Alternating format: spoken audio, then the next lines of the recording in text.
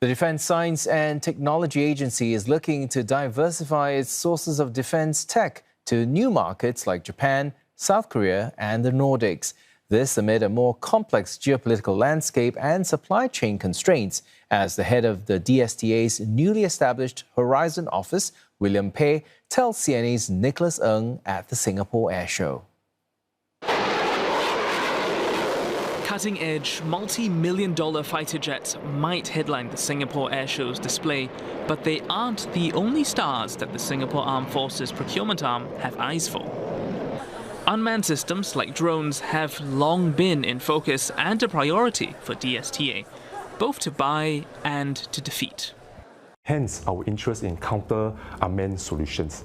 Next, AI, no surprise, which includes autonomy, computer vision, and synthetic data generation.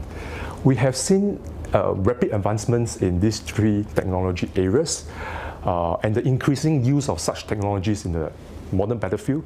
We are therefore doubling down our efforts in terms of scouting and developing our internal capabilities in these three areas. This year, their focus isn't just what to buy, but who to buy from. Rising defence budgets and lessons learned from armed conflicts have led startups, not defence juggernauts, to lead the way in some of those priority areas. Keeping track of them isn't easy, and part of the strategy to keep up is to work with new friends to cast a wider net.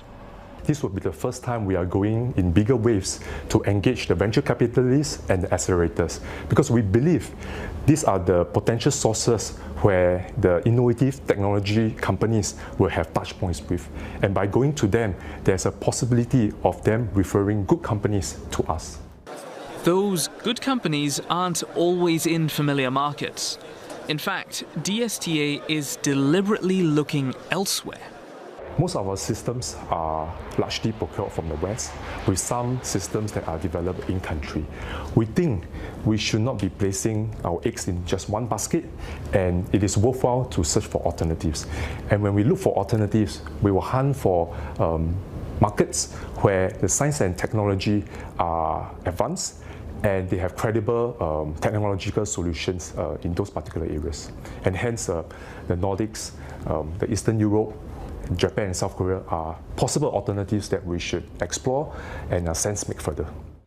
Identifying promising companies is only half the battle. They need to make sure the new tech works and integrate it into the SAF faster, which is why DSTA has changed the way it works with industry. We want to go beyond a buyer-seller relationship to a partnership that is based on co-creation of solutions. I think this is a key difference compared to the past.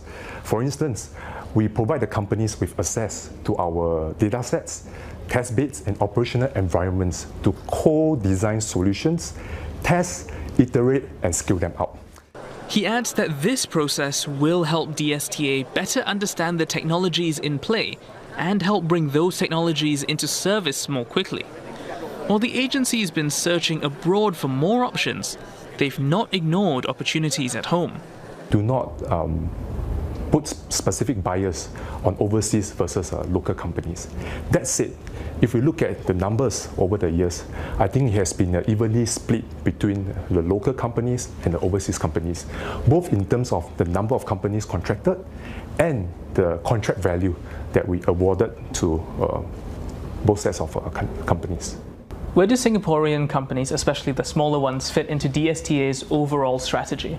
Having a strong local tech industry with design and production capabilities is key for Singapore to be more resilient to disruptions, especially for supply chain shocks. In certain cases where we think there is strategic importance to build up local capability, DSTA will find opportunities to intentionally build up their local capability either through a local partner or by marrying up the overseas company with our local partner such that we have local capability to repair and maintain our systems.